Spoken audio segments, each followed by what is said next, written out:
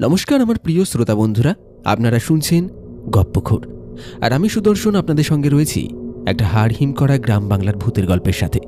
আজ আপনি শুনতে চলেছেন লেখক পরমব্রত মুখার্জি বিরচিত গ্রাম বাংলার ভূতের গল্প গেনু বিশ্বাসের ভুতুড়ে চায়ের দোকান।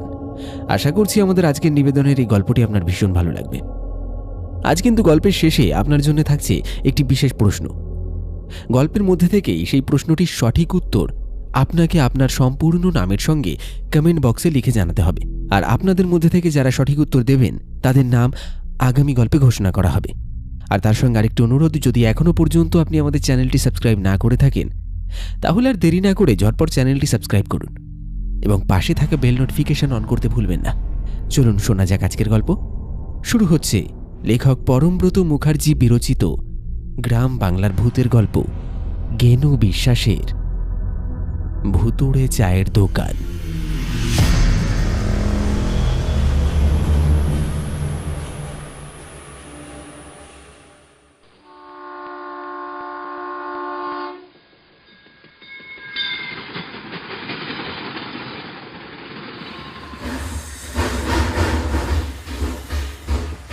কয়লার ইঞ্জিনের গাঢ় কালো ধোঁয়া ছাড়তে ছাড়তে ট্রেনটা যখন স্টেশনে এসে থামল তখন পৌষের বিকেল হেলে পড়েছে।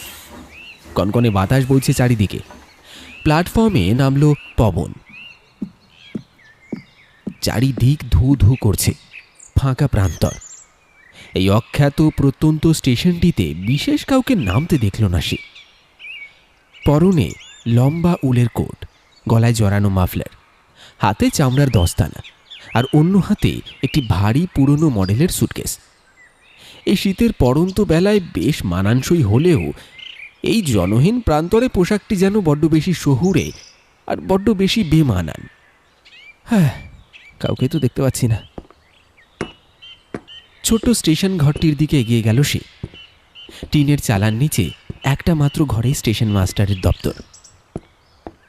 পবনকে দেখতে পেয়ে এই ঘর থেকে একজন প্রৌঢ় ভদ্রলোক বেরিয়ে এলেন। পরনে ঢিলে ঢোলা প্যান্টের উপর মলিন হয়ে যাওয়া সোয়েটার, আর তার উপর আরেকটি শাল।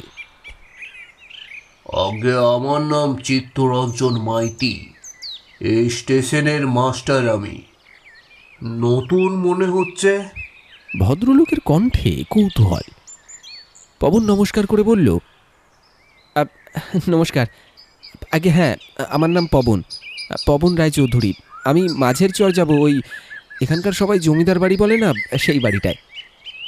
কথাটা শোনার সঙ্গে সঙ্গেই ভদ্রলোকের মুখটা কেমন যেন থমথমে আর ফ্যাকাশে হয়ে গেল। তিনি কয়েক মুহূর্ত পবনের আপাদ মস্তক দেখলেন, তারপর বললেন, মাঝের চর? তা আপনি ওই জমিদার বাড়িতেই যাবেন? হ্যাঁ, কেন বলুন তো? পবন অবাক হলো। ভদ্রলোক গলা খাঁকারি দিয়ে বললেন, সমস্যা মানে ওই বাড়ি তো ভুতুড়ে বললেই চলে। কত বছর ধরে জনশূন্য হয়ে পড়ে আছে, সচরাচর ও মুখ হয় না কেউ। পবনের ঠোঁটের কোণে এক চিলতে ম্লান হাসি ফুটে উঠল। বলল, ভয় নেই, আসলে আমি ওই জমিদার বাড়িরই বংশধর। কর্মসূত্রে বর্তমানে দিল্লিতে থাকি। ও, আপনি তাহলে? বিশেষ কিছু প্রয়োজনে আমাদের পুরনো বাড়িতে আসা। বাবা যতদিন জীবিত ছিলেন মাঝে মাঝে এসে দেখাশোনা করতেন, কিন্তু তিনি মারা যাওয়ার পর প্রায় 8টা বছর কেটে গেছে। এই আমি প্রথম এলাম তারপর। তা এখন মাঝের চর যাব কি করে, সেই ব্যবস্থাটা যদি একটু বলে দেন খুব ভালো হয়। স্টেশন মাস্টারের মুখে আবার সেই চিন্তার ছায়া। বললেন, ব্যবস্থা তো তেমন কিছু নেই।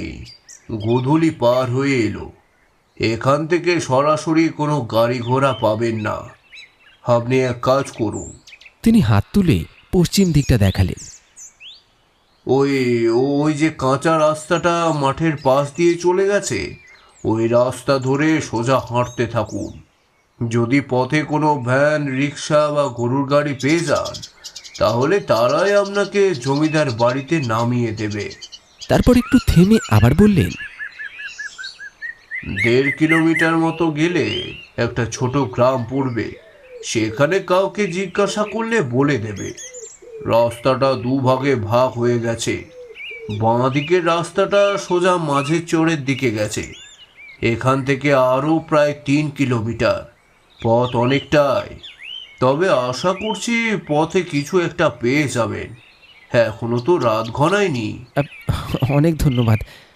পবন সুটকেসটা তুলে নিল। তা সাবধানে যাবেন। চিত্তরঞ্জন বাবুর গলার স্বরটা কেমন যেন ক্ষীণ শোনালো।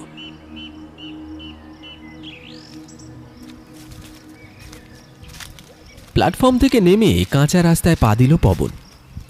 শীতের বেলা, এমনিতেই ছোট, হু হু করে অন্ধকার নামছে। রক্ষে এই যে সঙ্গে একটা টর্চ লাইট আছে পবনের। অস্তগামী সূর্যের লালচে আভা যখন পশ্চিম আকাশকে রাঙিয়ে তুলেছে, সেই দিকে মুখ করেই হাঁটতে লাগলো পবন। গ্রাম্য প্রকৃতির পরিবেশ। পৌষের সন্ধ্যায় মাঠ থেকে ঘরে ফিরছে ক্লান্ত চাষি। খুঁড়ের আঘাতে ধুলো উড়িয়ে ছাগলের পাল তাকে পাশ কাটাল। দু একজন সাইকেল আরোহী গ্রামবাসী পবনকে দেখল। এমন স্যুট বুট পরা শহুরে বাবুকে এই অসময়ে এখানে দেখে তারা যে যার পরনায় বিস্মিত হয়েছে তা তাদের ফ্যাল ফ্যাল করে তাকিয়ে থাকা দেখেই বোঝা গেল। পথ চলতে চলতেই ভাবনারা ভিড় করে আসছিল পবনের মনে। তার দাদু দুর্গামোহন রায়চৌধুরী রীতিমতো ধনী ও প্রতাপশালী ব্যবসায়ী ছিলেন। সে সময়ে ঠিক জমিদারি প্রথা না থাকলেও তার দাপট জমিদারের চেয়ে কম কিছু ছিল না। এই গোটা অঞ্চলে দালান কোঠা বলতে তখন ওই একটিই ছিল, তাই লোকে ওটাকে জমিদার বাড়ি বা কেউ কেউ রাজবাড়ি বলেও ডাকত। একসময় দাদুর ব্যবসায় ধস নামে। পবনের বাবা তখনই চাকরি সূত্রে দিল্লিতে চলে যান। পবনের জন্ম, বেড়ে ওঠা সব ওই শহরেই। ছোটবেলায় দাদু বেঁচে থাকতে দুই একবার এখানে এসেছিল। সে আবছা স্মৃতি, তারপর আর আসা হয়নি। এখন আসার কারণটা নিতান্তই বৈষয়িক। ব্যবসায় একটা বড় ধরনের ইনভেস্টমেন্ট করতে হবে পবনকে। বেশ কিছু মূলধনের প্রয়োজন। তার বাবা এখন আর বেঁচে নেই। পবনের বাবারা ছিলেন 4 ভাই, প্রত্যেকেরই ঘরে ছেলে মেয়ে আছে। তবে কেউই এই মাঝের চরে থাকে না। কর্মসূত্রে সবাই অনেক দূরে থাকে। সকলের সঙ্গে আলোচনা করেই একটা সিদ্ধান্তে আসা গেছে। গ্রামের এই পৈতৃক সম্পত্তি বাড়িটা ছাড়াও বেশ কিছু জমি জমা আছে, সেগুলোও কম নয়। সেগুলো বিক্রি করে নিজেদের মধ্যে ভাগ বাটোয়ারা করে নেওয়া হবে। তারই একটা প্রাথমিক দেখাশোনা বা ইনভেস্টিগেশন করতে পবন আজ একাই এসেছে।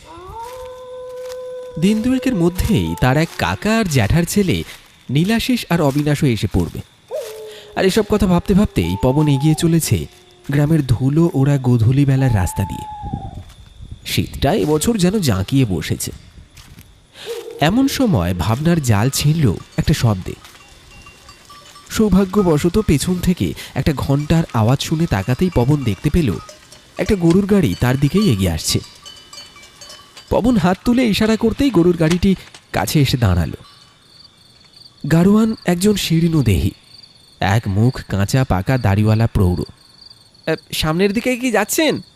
মাঝের চর? আমায় যদি একটু নিয়ে যান, উপযুক্ত ভাড়া দিয়ে দেব। গাড়োয়ান তার ময়লা গামছাটা দিয়ে মুখটা মুছে নিয়ে বলল, হ্যাঁ বাবু, উঠে পড়ুন পিছনে, ওই পিছনের দিকটায় বসেন, বুঝলেন? পবন সাবধানে প্রথমে সুটকেসটা গাড়ির পেছনে তুলে দিল, তারপর নিজে খড় বেছানো জায়গাটায় গিয়ে বসল। গাড়িটার উপর বাঁশের কাঠামোর ওপর একটা ছেঁড়া চট আর তিরপলের ছাউনি, যাকে ছই বলে। ভেতরে ভ্যাপসা একটা গন্ধ, শুকনো খড় আর গোবর মেশানো। সামান্য গুটিয়ে না বসলে মাথা ঠেকে যায়। গাড়োয়ান বলদ দুটোর পিঠে পাঁচন দিয়ে একটা মৃদু বাড়ি দিতেই গাড়িটা ক্যাঁচ ক্যাঁচ শব্দ করে এগোতে শুরু করল। আপনাদের এখানে গাড়ি ঘোড়া সচরাচর পাওয়া যায় না দেখছি। ঠিকই বলেছেন বাবু। তার উপর আজকাল হলো ওই মোহনপুর গায়ে মা শনিশ্বরীর কালী পুজো, ভারী জাগ্রত মা। সব গাড়ি ওইদিকে বায়না নিয়ে চলে গেছে। সারা রাত মেলা বসবে, যাত্রাপালা হবে। আমি কজন সোয়ারি নামিয়ে দিয়ে ঘরমুখো হচ্ছিলাম, পথে আপনারে দেখলাম। তারপর একটু থেমে সে নিজেই জিজ্ঞাসা করল, তা আপনারে তো শহুরে বাবু মনে হচ্ছে, এই গায়ে প্রথম। কার বাড়িতে যাবেন বলেন দেখি? হ্যাঁ, প্রথমই বলা চলে। সেই অনেক ছোটবেলায় এসেছিলাম। ওই মাঝের চরের রায়চৌধুরী বাড়ি যাব। ওটা আমারই পূর্বপুরুষের ভিটে। রায় চৌধুরী বাড়ি? এই দুটো শব্দ কানে যাওয়া মাত্রই গাড়োয়ান যেন আঁতকে উঠল। সে সচকিতে ঘাড় ঘুরিয়ে চোখ বড় বড় করে পবনের দিকে তাকালো।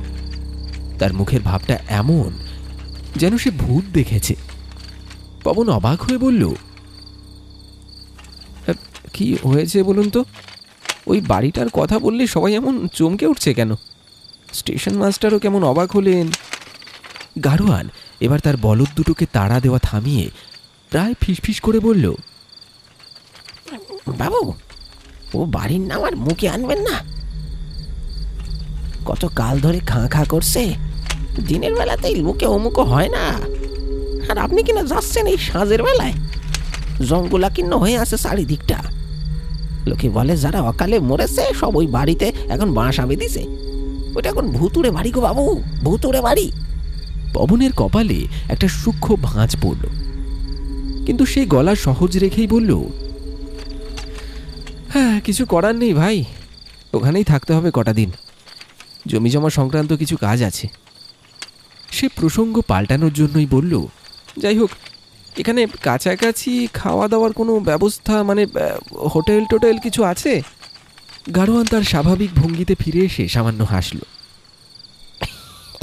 কি যে বলেন না বাবু, এ কি আর আপনাদের শহর কলকাতা দিল্লি যে হোটেল পাওয়া যাবে? এখানে ওসবের বালাই নেই, নিজেকেই রেডিমেডি খেতে হবে।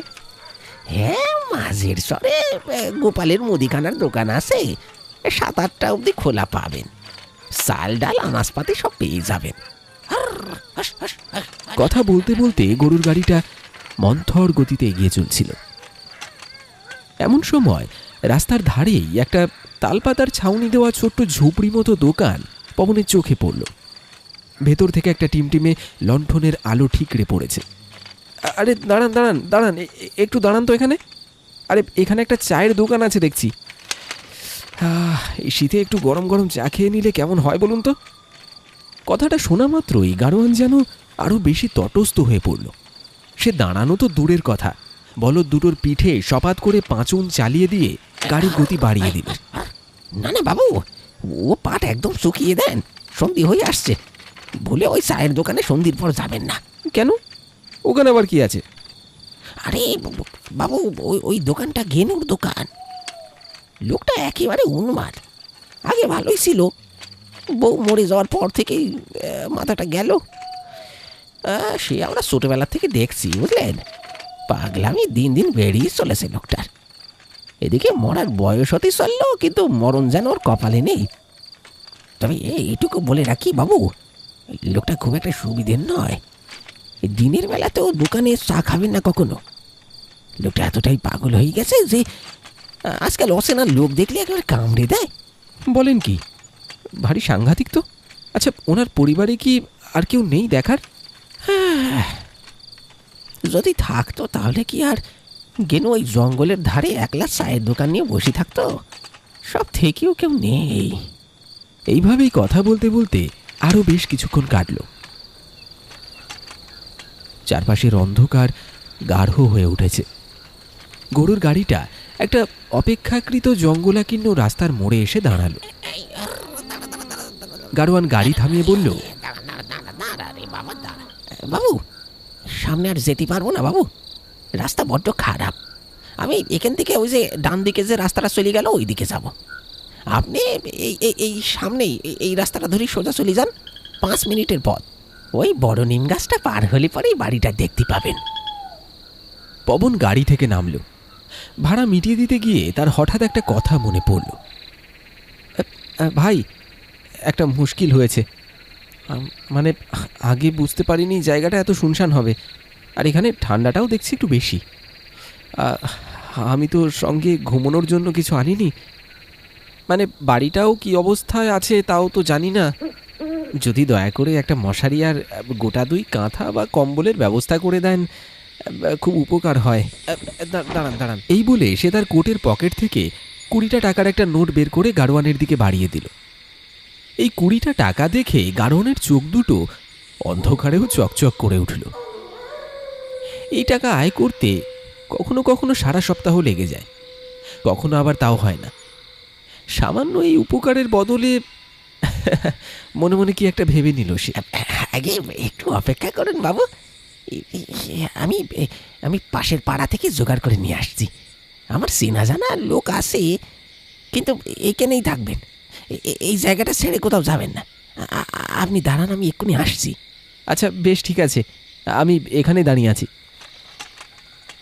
20 টাকা হাতে নিয়ে গড়গড় শব্দ তুলে গরুর গাড়িটা রাতের অন্ধকারে মিলিয়ে গেল। মুহূর্তে চারিদিকটা নিস্তব্ধ হয়ে গেল। এতটাই নিস্তব্ধ যে পবনের নিজের কান ভোঁ ভোঁ করতে লাগলো। সুটকেসটা মাটিতে নামিয়ে রেখে সেটার ভেতর থেকে টর্চ লাইটটা বের করল। ব্যাটারিটা ঠিকই আছে। চারিদিকে শুধু ঝিঁঝি পোকার একটানা ডাক, আর দূর থেকে ভেসে আসছে শিয়ালের পালের ডাক। সেই সঙ্গে কনকনে ঠান্ডা বাতাস, যা পবনের লম্বা কোট ভেদ করে যেন হাড় পর্যন্ত কাঁপিয়ে দিচ্ছে। তবে ভাগ্য ভালো এই যে বেশিক্ষণ অপেক্ষা করতে হলো না। মিনিট 10 মধ্যেই গরুর গাড়ির সেই মন্থর ক্যাঁচ ক্যাঁচ শব্দ আর ঘণ্টার ধ্বনিটা আবার ফিরে এলো। গাড়োয়ান এসে নামল। তার হাতে একটা ভাঁজ করা পুরনো মশারি, সঙ্গে 2টো ভারী কাঁথা, আর সঙ্গে একটা তিরপল, আর সবচেয়ে প্রয়োজনীয় জিনিস একটা কাঁচ মোছা ঝকঝকে হারিকেন বাতি। এই নেন বাবু, এর বেশি আর জোগাড় করতে পারলাম না। হারিকেনটা আমার নিজেরই, এতে তেল ভরা আছে, এতে আপনার রাতটা কেটে যাবে। পবন যেন অকুলে কুল পেল। এই নির্জন অন্ধকারে এক টুকরো আলো যে কি ভীষণ স্বস্তিদায়ক, তা এই মুহূর্তে সে হাড়ে হাড়ে টের পেল। অশেষ ধন্যবাদ আপনাকে, আপনি আজ যা করলেন। গাড়োয়ান তাকে কথা শেষ করতে দিল না। সে হাত জোর করে বলল, বাবু একটা শেষ কথা বলি, মাফ করবেন। আমার মন বলছে আপনার এখানে না থাকাই ভালো। যদি আসতেই হতো দিনের বেলা এলেও একটা কথা ছিল, কিন্তু এই রাতবিরেতে কোনো বিপদে পড়লি আপনি কাকে পাবেন কাছে বলেন দেখিনি? আর এমনিতে ওর জায়গাটা ভালো নয় বাবু। পবন মৃদু হাসল। হারিকেনটা আর কাঁথা কম্বলের গাঁটরিটা হাতে নিয়ে বলল, আপনি চিন্তা করবেন না, কিচ্ছু হবে না। কাল সকালে আসবেন, দেখবেন আমি সশরীরে সুস্থভাবে আপনার সঙ্গে দেখা করব, কেমন? আপনারা যেসব ভূতপ্রেত নিয়ে ভয় পান, আসলে এই জগতে ওসবের কোনো অস্তিত্ব নেই। এই সহজ কথাটা কেন যে কেউ বুঝতে চায় না জানি না। হ্যাঁ ঠিক আছে, চলি তাহলে, শুভরাত্রি। গাড়োয়ান আর বাক্য ব্যয় করল না। একটা দীর্ঘশ্বাস ফেলে সে গাড়িতে উঠে বসল এবং অন্ধকারে মিলিয়ে গেল।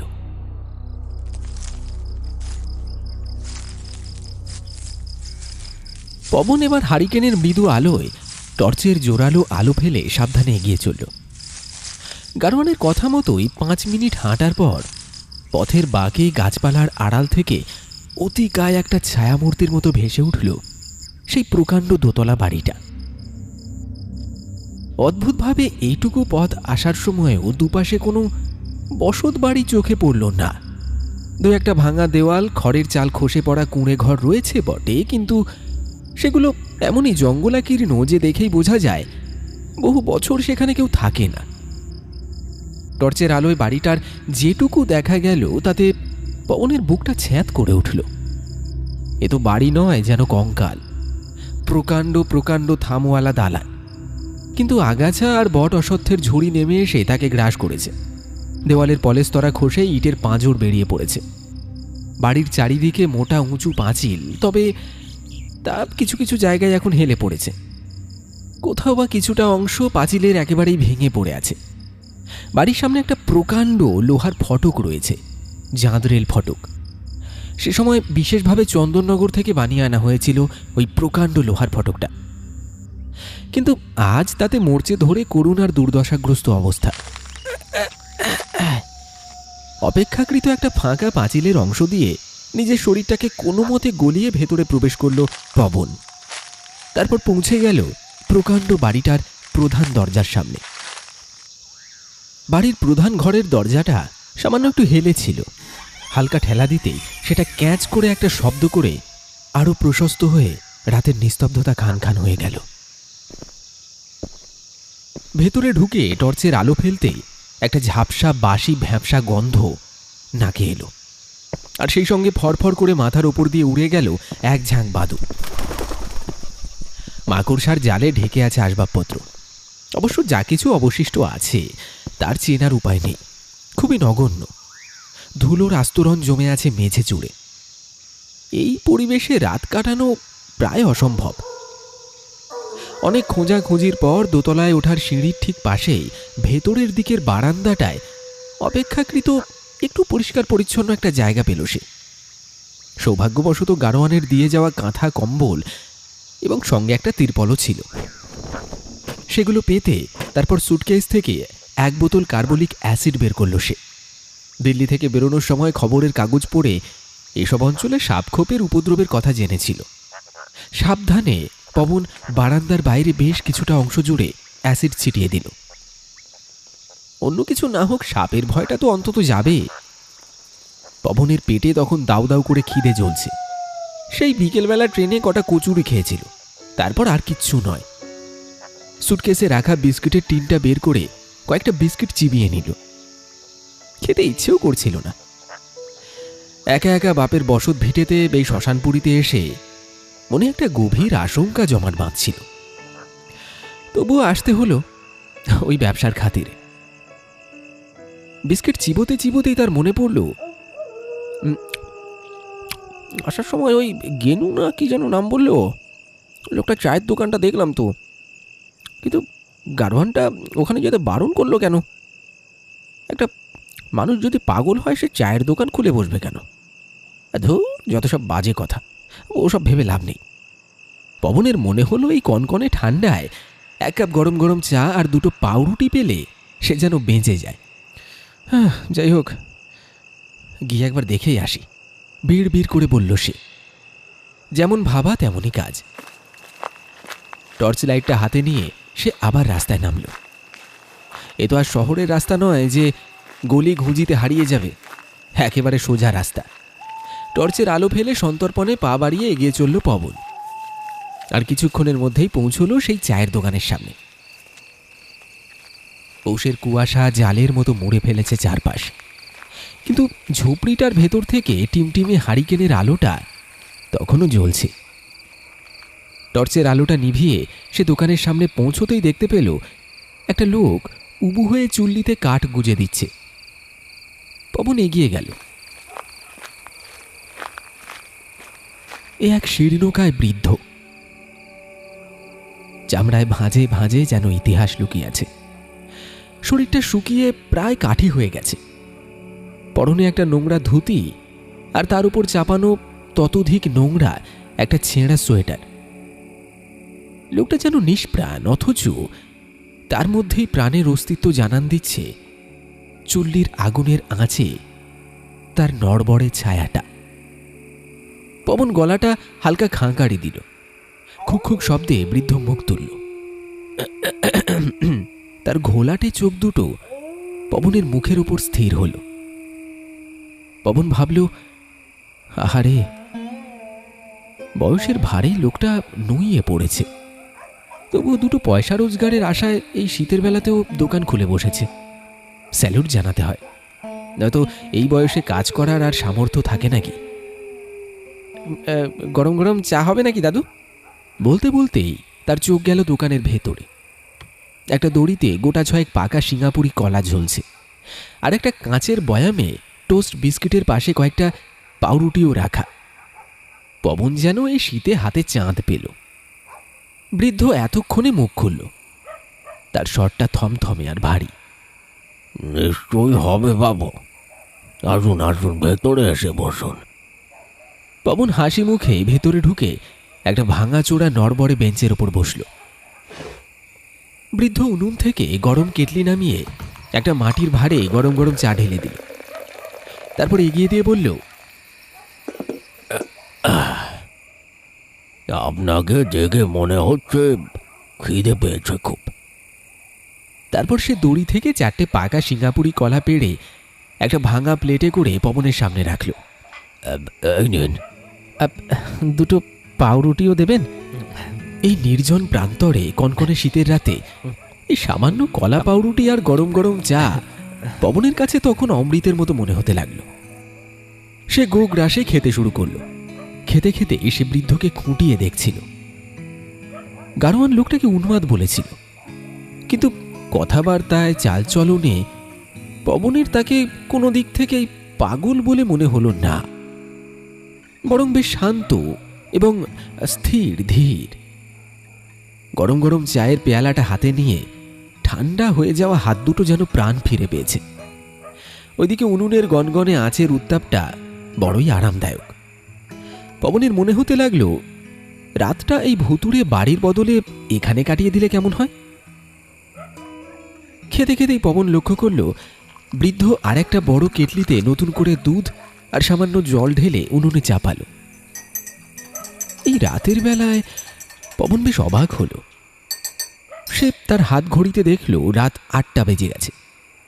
বাইরে কুয়াশা এমনভাবে জাঁকিয়ে বসেছে যে কাছে দূরে গ্রামে 2-1টা কুঁড়ে ঘর থেকে যেটুকু মৃদুমন্দ আলো আসছিল তাও আর চোখে লাগছে না। পবন কৌতূহল চেপে রাখতে পারল না, বলল, দাদু, এই রাতের বেলায় আবার চায়ের জল বসালেন?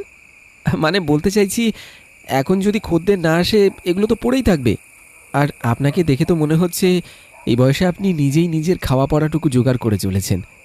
আচ্ছা, আপনার কি বাড়িতে কেউ নেই? বৃদ্ধ উনুনে একটা শুকনো কাঠ গুঁজে দিতে দিতে শান্ত গলায় বলল, একাই। এই গায়ের শেষে নদীর ধারে একটা ছোট্ট কুঁড়ে ঘর আছে, তবে দিনের বেশিরভাগ সময়টাই এই চায়ের দোকানেই কেটে যায়। কেটলিটার দিকে তাকিয়ে সে অদ্ভুতভাবে হাসল। তারপর আবার বলল, আর খদ্দের না এলে কি আর চা বসাই? তারা রোজ আসে, ঠিক এই রাতের বেলাতেই আসে। যা শীত পড়েছে চারিদিকে, এমন শীতে গরম গরম চা একটু আরাম দেয় ওদের। বড় অসহায় আমার সেই খদ্দেররা। আপনি যখন এসেছেন, বসুন না, এলেই দেখতে পাবেন। পবন ভাবল, বোধহয় প্রতিদিন নিয়ম করে গ্রামের কেউ কেউ এই বৃদ্ধের চায়ের দোকানে আসে, চা খায়, আড্ডা দেয়। গ্রামগঞ্জে এমনটা দেখাই যায়। তবে এত রাতের বেলায় এই ব্যাপারটা যেন একটু অন্যরকম। ব্যবসার সূত্রে অনেক গ্রামেই তাকে ঘুরে বেড়াতে হয়েছে। বিকেলের দিকে বা সন্ধ্যের মুখে চায়ের দোকানে ভিড় থাকে ঠিকই, কিন্তু এরকম একটা থমথমে ফাঁকা পরিবেশে রাত 8টার পরেও এই কনকনে শীতের মধ্যে মানুষ এসে চা খাবে, সত্যি এ গায়ের লোকেদের শখ আছে বলতে হবে। পবন না হয় বাধ্য হয়ে অসুবিধায় পড়ে এসেছে। মানুষ মনোরঞ্জন করতেও এরকম কষ্ট করে আসে। কিন্তু পবনের ভাবনাটা বাধাগ্রস্ত হল। বৃদ্ধ তার দিকে ঘোলাটে চোখ তুলে তাকাল। তারপর বলল, আপনাকে দেখে তো নতুন মনে হচ্ছে বাবু। এর আগে তো কখনো এ গায়ে দেখিনি। তা কোথায় এসেছেন? এই একটা প্রশ্নের উত্তর দিতে দিতে পবন আজ একেবারে হাঁপিয়ে উঠেছিল। তবুও সে বৃদ্ধের মুখের দিকে তাকিয়ে সামান্য হাসল। আমার নাম পবন রায়চৌধুরী। ও যে আপনারা যাকে জমিদার বাড়ি বলেন, ওই বাড়িটা আমারই পূর্বপুরুষদের। আমার দাদু ছিলেন দুর্গামোহন রায়চৌধুরী। গরম ফুটন্ত দুধের কেটলির ভেতর চা পাতা ঢালতে গিয়েও বৃদ্ধ হঠাৎ থমকে গেল। তার হাতটা কেমন যেন পাথরের মতো স্থির হয়ে রইল কয়েক মুহূর্ত। তারপর ধীরে, খুব ধীরে সে ঘাড় ঘুরিয়ে তাকালো পবনের দিকে। তার সেই তাকানোটা বড়ই অদ্ভুত এবং রহস্যময়, আর কেমন যেন ভয়ঙ্কর। সেই দৃষ্টি দেখে পবন খানিকটা ইতস্তত বোধ করল। সে ভাবল বৃদ্ধ হয়তো তার কথা বুঝতে পারেনি, তাই বলল, মানে ওই যে বড় বাড়িটা। জানি, খুব ভালো করেই জানি, আর খুব ভালো করেই চিনি। আপনার দাদুকে আমি খুব কাছ থেকে চিনি। জমিদার বাড়ি নয় ওটা, ওটা তো মানুষের মুখে মুখে রটে গেছে। ওটা এই অঞ্চলের সব থেকে ধনী ব্যক্তির বাড়ি ছিল এক সময়। যাজ্ঞে, এতদিন পর অপেক্ষার অবসান ঘটল। অপেক্ষা? কিসের অপেক্ষা? বৃদ্ধ উনুনের আগুনের দিকে তাকিয়ে বলল, হ্যাঁ বাবু, সে অনেক বড় ইতিহাস। ও বাড়িতে আমি এক সময় বিশ্বস্ত কাজের লোক ছিলাম। তখন আমার বয়স অল্প ছিল। মনিব ছিলেন আপনার দাদু। আমার সেই মালিকের পরিবারের কাউকে দেখতে পেয়ে আজ সত্যিই মনটা খুশিতে ভরে উঠছে। অপেক্ষা করেছিলাম কবে ওই বাড়ির কেউ ফিরবে। আজ আপনার সঙ্গে সাক্ষাৎ হয়ে গেল, ভালো লাগলো। আপনার আপনার দাদু তো দুরারোগ্য এক ব্যাধিতে মারা গেলেন, আর আপনার বাবা আসে তো কোন কালে দেশ ছেড়েছিল। কিন্তু সে তো শেষবার এখানেই, মানে এখানেই বুকের কি একটা ব্যারামে আপনার বাবার মৃত্যু হয়েছিল, তাই না? বৃদ্ধের স্মৃতিশক্তি দেখে পবন অবাক হলো। লোকটা তো ঠিকই কথা বলেছে। তার বাবা মাঝে মাঝে আসতেন বটে, কিন্তু শেষবার যখন এসেছিলেন তখন এখানেই গুরুতর হৃদরোগে আক্রান্ত হন। এখান থেকে কাছাকাছি কলকাতায় নিয়ে যাওয়ার আগেই সব শেষ হয়ে যায়। পবন বিষণ্ণ গলায় বলল, হ্যাঁ, আপনি একদমই ঠিক বলেছেন। আমার বাবা এখানে এসেই দেহত্যাগ করেছিলেন। আমরা কেউ ভাবিনি বাবা সশরীরে বাড়ি থেকে বেরোবেন, আর কয়েকদিন পর তার নিথর দেহটা এসে পৌঁছবে বাড়িতে। হ্যাঁ। পবনের কথা শুনে বৃদ্ধের দুঃখ পাওয়ার কথা, কিন্তু পবন অবাক হয়ে দেখল বৃদ্ধের ঠোঁটের কোণে যেন কেমন একটা ক্ষণস্থায়ী হালকা হাসির রেখা ফুটে উঠল। পরক্ষণেই, অবশ্য দ্রুত, সেই হাসিটা একটা বিষণ্ণ মুখে ভাবান্তর করে সে বলল, আহা, তা আপনি এসেছেন, খুব ভালো লাগলো। কোনো প্রকার সমস্যা হলে আমায় বলবেন, কেমন? পবন ঠিক করল এখানেই আর কিছুক্ষণ বসবে। বাড়িটা বড্ড ফাঁকা। বলল, নিশ্চয়ই বলবো, তবে বাড়িটা বড্ড ফাঁকা, একা থাকতে ভালো লাগছে না। আচ্ছা, আপনি কটা পর্যন্ত দোকান খোলা রাখেন? মানে যদি কিছু মনে না করেন, আমি কি এখানে কিছুক্ষণ বসতে পারি? বিলক্ষণ, আপনার জন্য তো দোকান খুলে রেখেছি বলতে পারেন। মানে আপনাদের মতো মানুষদের জন্যই। আসলে আমিও তো নিজে একা, গল্প টল্প করার লোক পাই না, তাই আর কি। আমারও খুব ভালো লাগবে। পবন লক্ষ্য করল বৃদ্ধের কথা বলার মাঝে মাঝেই কেমন যেন খেই হারিয়ে যাচ্ছে। এই কারণেই বোধহয় গ্রামবাসীরা তাকে পাগল বলে। অথচ লোকটাকে নিয়ে যতটা খারাপ সবাই ভাবে, পবনের মনে হলো মানুষটা আদৌ ততটা খারাপ নয়। পবন চায়ের গ্লাসে আলতো করে ঠোঁট ছোয়ালো। এই কনকনে শীতেও এই নির্জন ঝুপড়িতে বৃদ্ধের সঙ্গ তাকে এক ধরনের ভরসা দিচ্ছিল। সে কৌতূহলী হয়ে জিজ্ঞাসা করল, আচ্ছা দাদু, আপনি বললেন আমার দাদু যখন জীবিত ছিলেন তখন ওই বাড়িতে কাজ করতেন। তা ওই বাড়ির ইতিহাস, মানে সেই সময়কার অবস্থাটা ঠিক কেমন ছিল? আপনারা বয়োজ্যেষ্ঠ মানুষ, ভালো জানবেন, তাই আর কি জিজ্ঞাসা করছি। গেনু উনুনের লালচে আগুনের দিকে তাকিয়ে ম্লান হাসল। খুব কৌতূহল হয় বুঝে সেসব জানতে।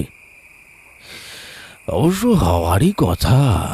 আপনি তো আর এখানে ছিলেন না বাবু, সেসব দিন আপনি দেখেননি, আমি দেখেছি।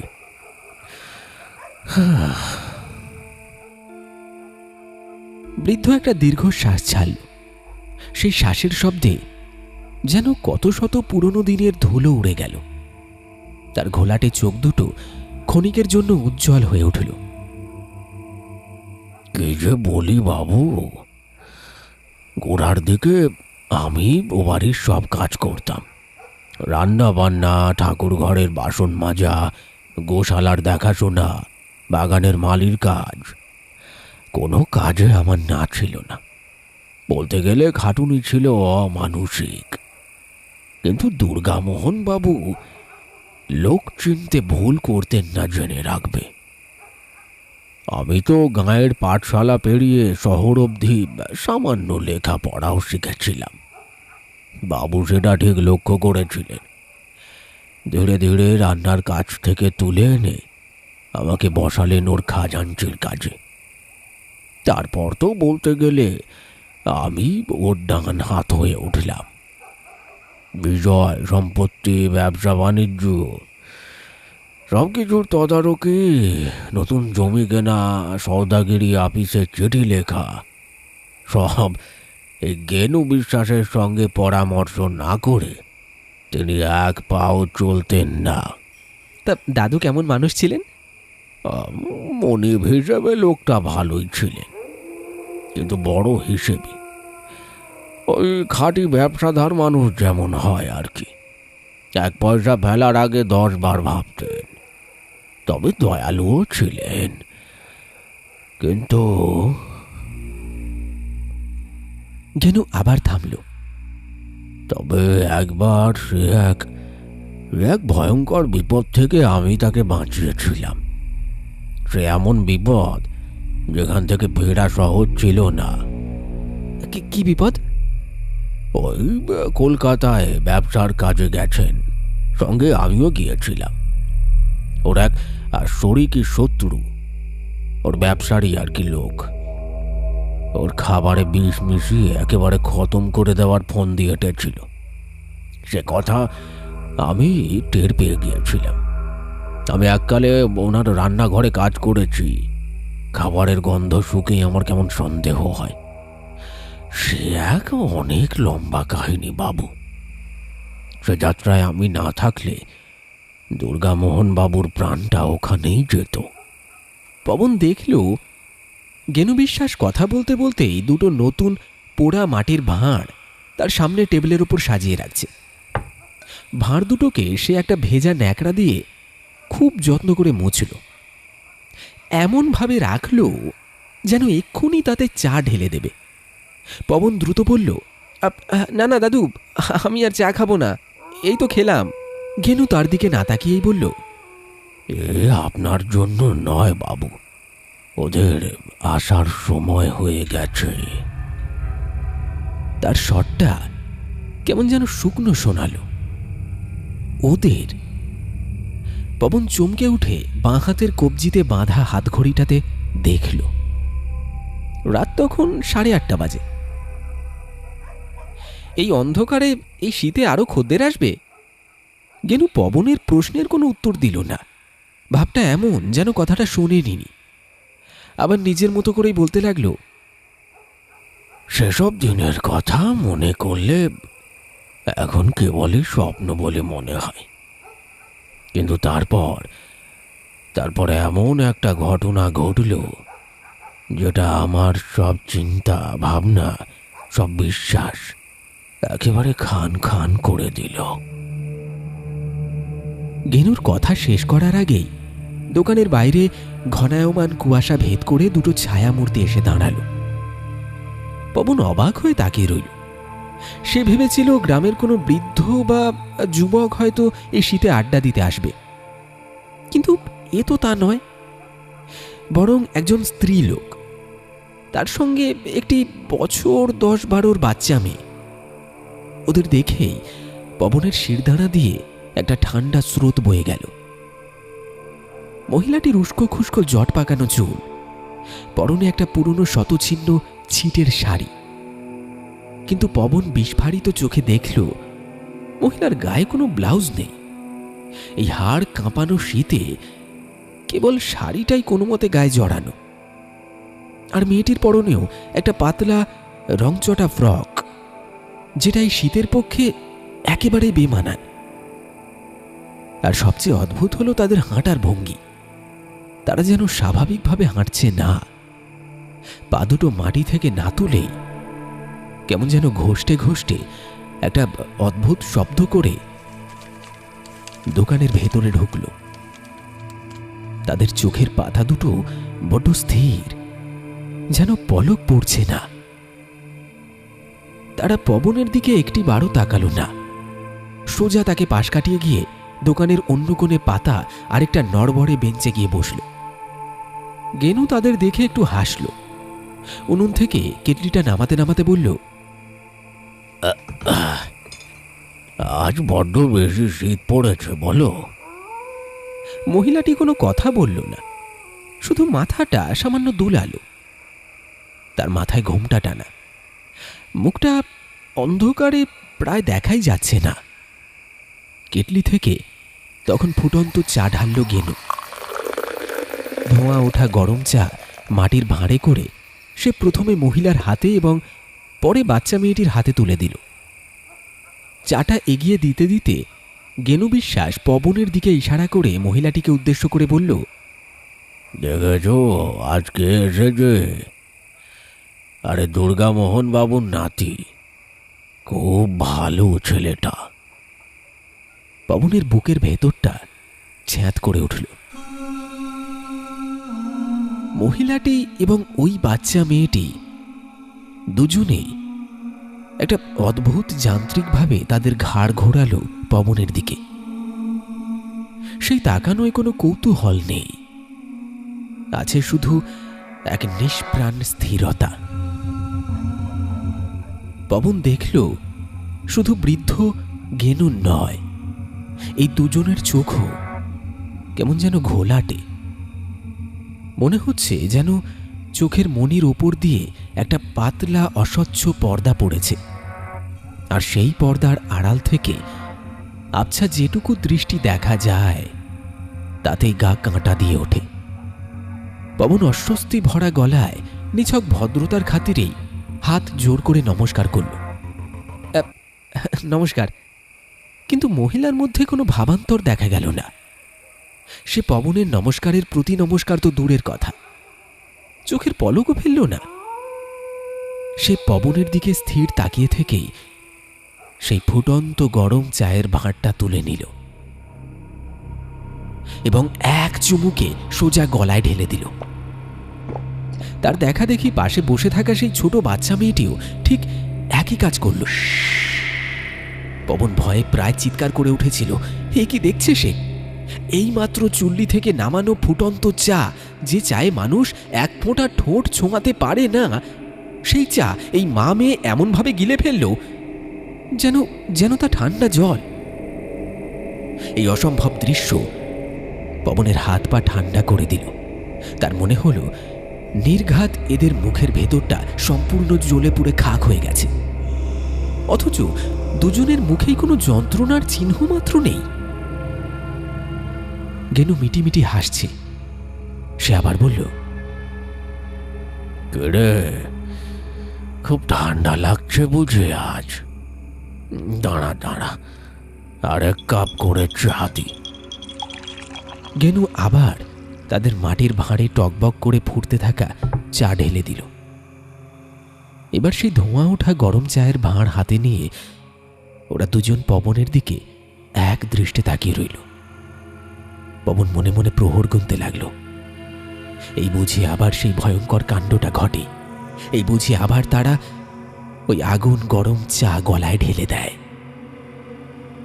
কিন্তু না, বেশ কিছুক্ষণ কেটে যাওয়ার পরেও তারা চাটা খেল না, শুধু ধরে বসে রইল। হঠাৎ গেনু আবার বলতে শুরু করল, যেন এই অদ্ভুত খদ্দেরদের উপস্থিতিটা কোনো ব্যাপারই নয় তার কাছে।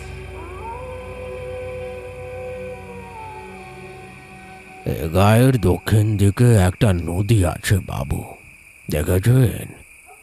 সেই নদীর পার ধরে মাইল 10 পশ্চিমে এগিয়ে গেলে একটা বাঁধ পড়ে।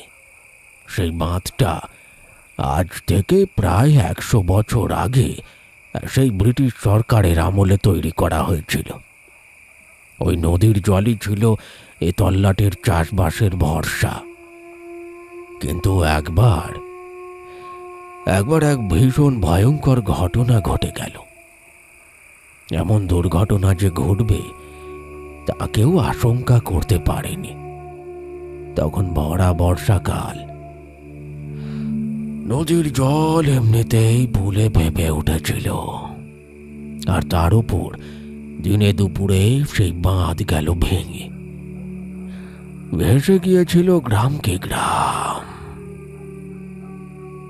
এই কথা বলতে বলতে গেনুর গলা ধরে এলো। তার সেই ঘোলাটে চোখ বেয়ে জল গড়িয়ে পড়ল। আমার আমার পরিবারটাও ওই বাঁধ ভাঙা জলে। বলতে বলতে বৃদ্ধ ফুঁপিয়ে কান্নায় ভেঙে পড়ল। পবন কিংকর্তব্য বিমূঢ় হয়ে গেল। সে সান্ত্বনা দিয়ে বলল, বুঝতে পেরেছি, যা হওয়ার সেটা তো হওয়ারই ছিল। এখন আর কি করা যাবে বলুন? এরকম একটা দুর্ঘটনার কথা আমি অবশ্য বাবার মুখেও আবছা শুনেছিলাম। তিনি বলেছিলেন সে বছর নাকি অনেক গরু, ছাগল, গবাদি পশু আর মানুষ তলিয়ে গিয়েছিল নদীর জলে। আমি আমি নিজে মরতে দেখেছিলাম আমার পরিবারটাকে। বাবু বাবু ইচ্ছে করলে ওদের বাঁচানো যেত, কিন্তু এই বলে আবার একটা দীর্ঘশ্বাস ফেলে চুপ করে গেল সে। পবন আর চোখে একবার দেখে নিল সেই মহিলা আর মেয়েটিকে। তারা তখনও পাথরের মূর্তির মতো চুপচাপ বসে আছে। কেউ কোনো কথা বলেনি। গরম গরম চায়ের ভাতটা তখনও তাদের হাতে। তা থেকে মৃদু মৃদু ধোঁয়া উঠছে।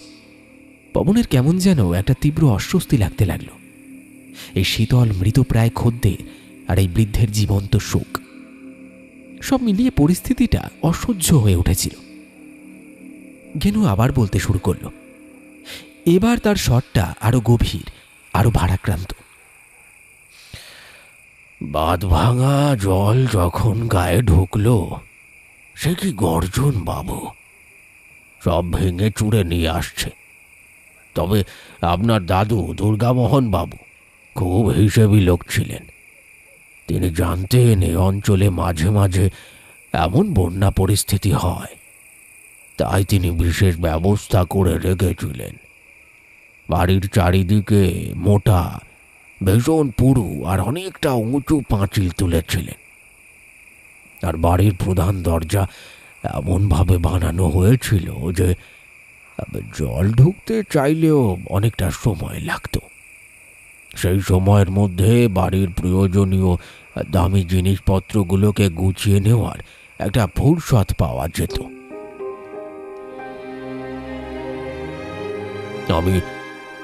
আমি সেদিন বাড়ির ভেতরে এই ভাঁড়ারের কাজ করছিলাম। এমন সময় দূর থেকে জলের সেই প্রকাণ্ড শব্দটা এলো। সবাই চিৎকার করছে, বাঁধ ভেঙেছে, বাঁধ ভেঙেছে।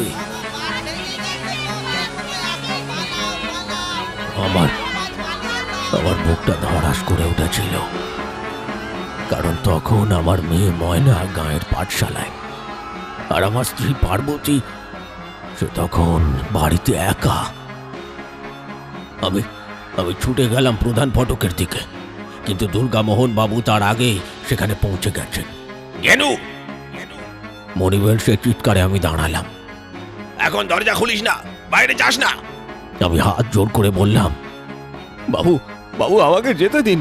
পার্বতী আর ময়না ওরা একা রয়েছে বাবু। বাবু আমার সর্বনাশ হয়ে যাবে বাবু, আমার সর্বনাশ হয়ে যাবে। আমি দয়া করে যেতে দিন বাবু। দুর্গামোহন বাবু শান্ত গলায় বললেন, কথা দিচ্ছি বাবু, কপালে থাকলে ওরা বেঁচে যাবে, তোকে চিন্তা করতে হবে না। কিন্তু তুই যদি এখন এই দরজা খুলিস, তবে এই তেড়ে জল ঢুকে পড়বে ভেতরে, আমার ধানের গোলা সব ডুবে যাবে। যা, জলদি যা, গোলা থেকে ধানগুলো আগে উপরে তোল, তারপরে যাস। গেনু কথাগুলো একদমে বলে থামল। তার রোগা শরীরটা কাঁপছিল। আপনি আপনি ভাবতেও পারবেন না বাবু, সেদিন রাগে দুঃখে আমার মনিবকে দুটো চড় মারতে ইচ্ছে হচ্ছিল, কিন্তু আমরা চাকর শ্রেণীর লোক। মনিবের ওপর কথা বলতে পারি না।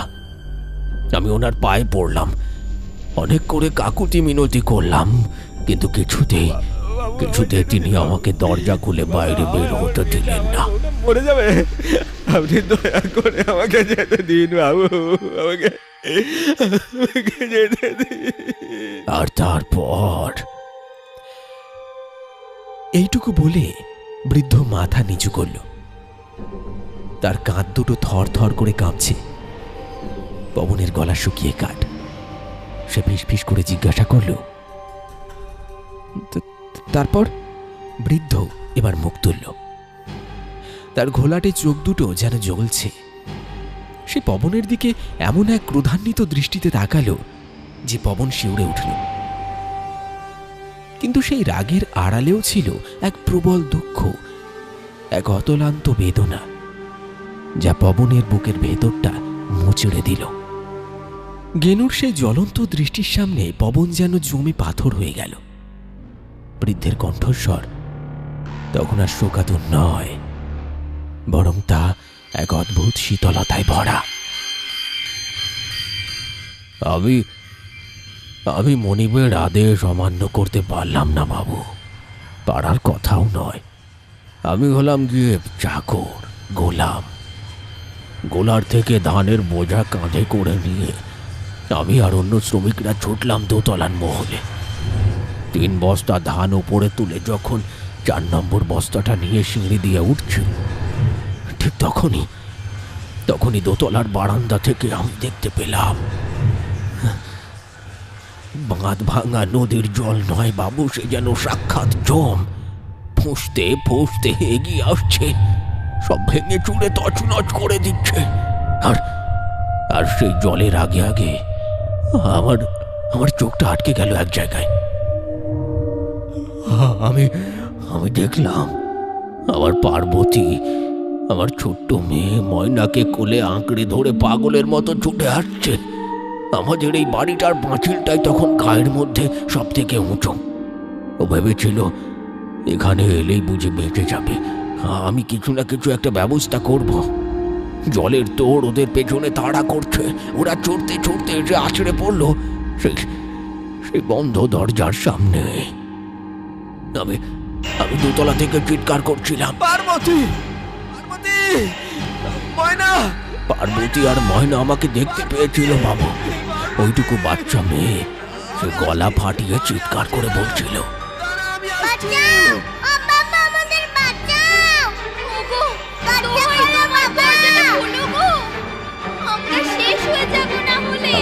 আমি ছুটে নিচে গেলাম, কিন্তু আপনার দাদু দুর্গামোহন রায় চৌধুরী তিনি বন্দুক হাতে শেড়ের মুখে দাঁড়িয়েছিলেন।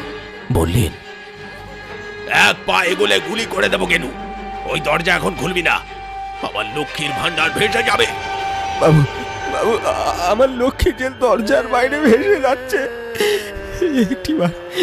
একটিবারের জন্য দরজাটা খুলুন, ওদের ভেতরে নিয়ে এসে আবার বন্ধ করে দেব। আমি কথা দিচ্ছি বাবু, আমি কথা দিচ্ছি বাবু, বাবু, বাবু, বাবু। তিনি শোনেননি বাবু, তিনি শোনেননি। আর তারপর আমার চোখের সামনে সেই প্রকাণ্ড জলের ধাক্কায় আমার পার্বতী আর ময়না ওই দরজাটার উপরে আছড়ে পড়ল। একবার, দুবার, তারপর সেই ঘোলা জলের তলায় সব শেষ, সব শেষ।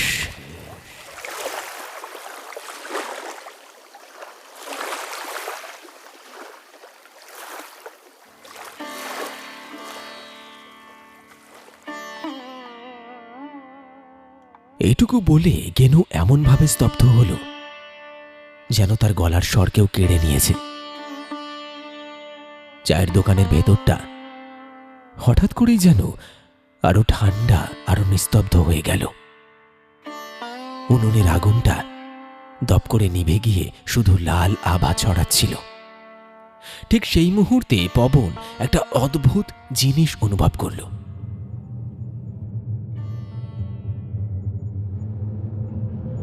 তার জুতোর তলায় বেঞ্চের নিচে মাটির মেঝেটা কেমন যেন চটচটে আর ভেজা ভেজা লাগছে। প্রথমে সে ভাবল গেনু হয়তো চা বা জল ফেলেছে, কিন্তু পরক্ষণেই একটা তীব্র অসহ্য দুর্গন্ধ তার নাকে এসে ধাক্কা মারল। এমন পচা আঁশটে গন্ধ, যেন যেন কোনো বড় জন্তু বা প্রাণী মরে পচে গলে গেছে। ভয়ে ভয়ে পবন তার জুতোর দিকে তাকালো। টর্চের আলোটা সে তখনও নেভায়নি। সে আলোটা জেলেই দেখল তার জুতোর চারপাশটা ঘোলাটে, পচা জলে সপসপ করছে। আর সেই জলের উৎস এবার পবনের বুকের ভেতরটা হিম হয়ে গেল। সে সমস্ত সাহস এক করে ভয়ে ভয়ে আর চোখে তাকালো সেই বেঞ্চটার দিকে, যেখানে ওই মহিলা আর মেয়েটি বসেছিল। তার বুকের আশঙ্কাটা এক লহমায় সত্যি হয়ে গেল। এরা মানুষ নয়, মানুষ নয় এরা। বেঞ্চের ওপর কোনো মানবী বসে নেই, বসে আছে জলে ভেজা, ফুলে ফেঁপে ওঠা, পচে গলে যাওয়া দুটো শরীর। তাদের শরীর থেকে টপ টপ করে ঝরে পড়ছে সেই দুর্গন্ধময় ঘোলা জল।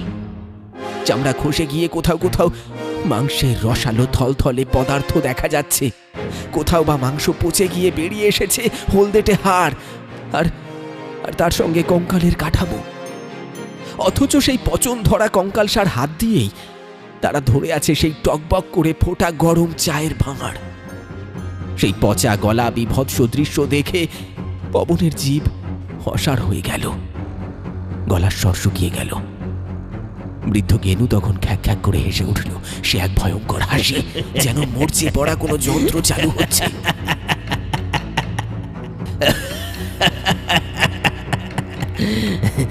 আপনি আপনি নিশ্চয়ই এতক্ষণে বুঝে গেছেন বাবু। গেনু তার ঘোলাটে চোখ দুটো পবনের দিকে স্থির রেখে বলল, ওই যে বসে আছে, ওরাই আমার পার্বতী আর ময়না।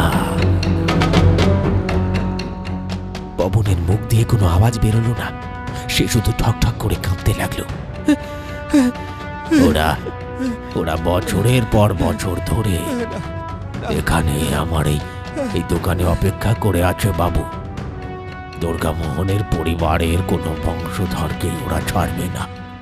ওদের আমি আটকে রেখেছি এই কারণেই। ওদের শ্রাদ্ধ, শান্তি, সৎকার কিচ্ছুটি আমি করিনি, করতে দিইনি। আমি চেয়েছিলাম ওরা নিজের হাতে ওদের প্রতিশোধটা নিক। সেদিন আপনার দাদু ওই শয়তান দুর্গামোহন চাইলে আমার বাচ্চা মেয়েটাকে আর ওর মাকে বাঁচাতে পারত। যেখানে একটা প্রাণ বাঁচানোর উপায় আছে, সেখানে ইচ্ছে করে প্রাণটাকে না বাঁচিয়ে তিলে তিলে মরতে দেওয়াটা সবচেয়ে বড় পাপ বাবু, সবচেয়ে বড় পাপ। সেই পাপের শাস্তি ওকে পেতেই হতো, যেতেই হতো ওকে। গেনুর চোখ দুটো তখন জল জল করে জ্বলছে। সে বলে চলল, আমার মনিবীর মানে আপনার দাদুর স্বাভাবিক মৃত্যু হয়নি। আর আপনার বাবা, সে যে শেষবার এখানে এসেছিল আর ফিরে যায়নি, সেটাও কোনো হৃদরোগ নয়। সবই আমার পরিকল্পনা। না, এ হতে পারে না, এ অবাস্তব, এ কিছুতেই হতে পারে না। আপনি ভুল কথা বলছেন, আপনি ভুল কথা বলছেন। সবই হতে পারে বাবু। গেনু শান্ত শীতল গলায় বলল, এবার আপনার পালা।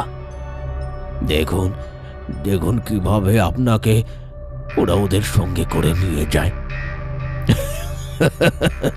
আর এভাবেই একে একে আপনাদের পরিবারের সবাইকে ওরা সঙ্গে করে নিয়ে যাবে। যেদিন আপনাদের বংশে আর কেউ প্রদীপ দেওয়ার থাকবে না, সেদিন আমি শান্তিতে মরতে পারবো। হ্যাঁ।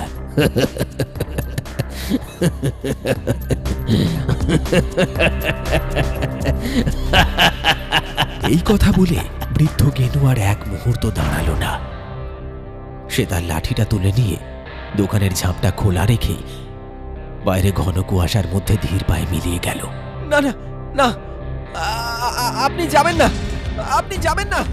সে বেঞ্চ আপনি আমাকে ছেড়ে রেখে যাবেন উঠে না। দাঁড়াতে গেল, কিন্তু পারল না। তার পা দুটো যেন মাটির সঙ্গে গেঁথে গেছে, এক চুল নড়ার ক্ষমতা নেই। আর ঠিক তখনই সেই পচা গলা ফুলে ফেঁপে ওঠা শরীর দুটো, পার্বতী আর ময়না, ওরা ওরা বেঞ্চ ছেড়ে উঠে দাঁড়ালো। তাদের সেই কঙ্কালসার জল ঝরা শরীর নিয়ে তারা ধীরে ধীরে মাটি ঘষতে ঘষতে পবনের দিকে এগিয়ে আসতে লাগলো। সঙ্গে সঙ্গে দোকানটার মধ্যে থেকে যেন সব বাতাস কেউ শুষে নিল। পবনের দম বন্ধ হয়ে আসতে লাগলো। সে মরিয়া হয়ে বুক ভরে শ্বাস নেওয়ার চেষ্টা করলো, কিন্তু পারল না। সেই পচা আষ্টে গন্ধটা ছাড়া আর কিছুই তার নাকে ঢুকছে না। তার মনে হতে লাগলো সে এখানে নয়, সে যেন কোনো গভীর জলের তলায় তলিয়ে যাচ্ছে। কানের মধ্যে ভোঁ ভোঁ শব্দ হচ্ছে, ফুসফুসটা ফেটে যেতে চাইছে এক বিন্দু বাতাসের জন্য। সে দুহাতে নিজের গলাটা আঁকড়ে ধরল, তার চোখ দুটো ঠেলে বেরিয়ে আসছে। তার দেখা শেষ দৃশ্য ছিল তার সামনে দাঁড়িয়ে থাকা সেই দুইটি ভয়ঙ্কর প্রেত সত্তা, আর তাদের সেই ঘোলাটে নিষ্প্রাণ চোখ।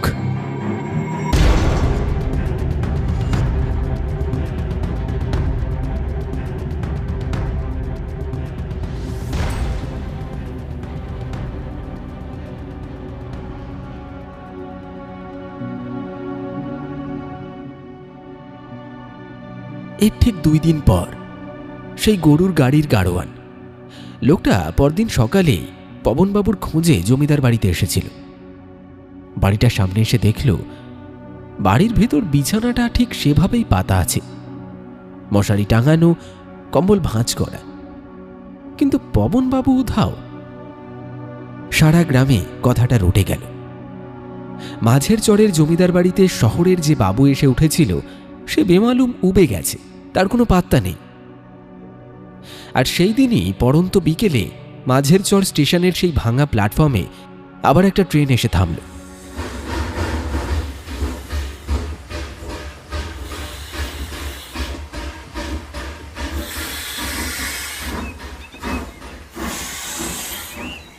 কয়লার ইঞ্জিনের ধোঁয়ার মধ্যে থেকে নামল 2 জন যুবক, আপাদ মস্তক শহুরে পোশাক। একজনের হাতে একটা চামড়ার অ্যাটাচি, আর আরেকজনের হাতে একটা বড় ট্রাঙ্ক। স্টেশনে আবার আগের মতো কেউ নামেনি। তারা সোজা স্টেশন ছেড়ে কাঁচা রাস্তায় এসে নামল। এদিক ওদিক তাকাতেই দেখল একটু দূর থেকে একটা গরুর গাড়ি এগিয়ে আসছে। গাড়িটা কাছে আসতেই দুজনের মধ্যে একজন হাত তুলে থামালো। গাড়িটা কাছে এসে গাড়োয়ান জিজ্ঞাসা করল, আগে কোথায় যাবেন বাবুরা? আপনাদের মাঝের চরের যেটাকে জমিদার বাড়ি বলেন, সেই বাড়িতে নিয়ে যেতে পারবেন? গাড়োয়ান লোকটা এক দৃষ্টে ফ্যাল ফ্যাল করে আগন্তুক দুজনের চোখের দিকে তাকিয়ে রইল। কি হলো? আরে যাবেন নাকি যাবেন না বলুন। গাড়োয়ান লোকটা যেন কিছু একটা বলতে গেল। আগে 2 দিন আগেও তো একজন এইটুকু বলেই সে আচমকা চুপ করে গেল, আর একটাও কথা বাড়ালো না, শুধু ফিস ফিস করে বলল, আগে ঠিক আছে, আসুন, ওইটা বসুন। আগন্তুক দুইজন একে অপরের দিকে চেয়ে হাসল। তারপর হাসি মুখে গরুর গাড়ির পেছনে গিয়ে ছইয়ের ভেতরে উঠে গুটিয়ে বসল।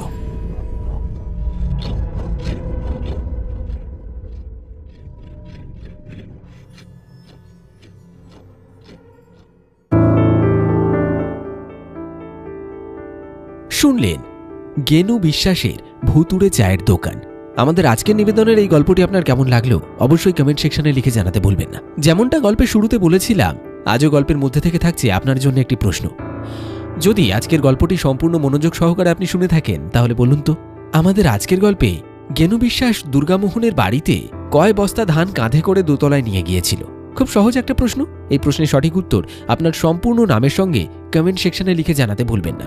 আজকের মতো বিদায় নেওয়া যাক, এবং গল্পটি ভালো লাগলে অবশ্যই লাইক দিয়ে হাইপ দিতে ভুলবেন না। তাহলে চলুন আবার দেখা হবে একটা টান টান উত্তেজনায় পরিপূর্ণ রোমাঞ্চকর গল্পের সাথে আগামী এপিসোডে। ততক্ষণের জন্য সকলে খুব ভালো থাকবেন, সুস্থ থাকবেন, এবং আমাদের আরও দুটি চ্যানেল পিশাচ পর্ব অডিও স্টোরি এবং অল ডে সাসপেন্সকে সাবস্ক্রাইব করতে ভুলবেন না। ধন্যবাদ, আবার দেখা হবে।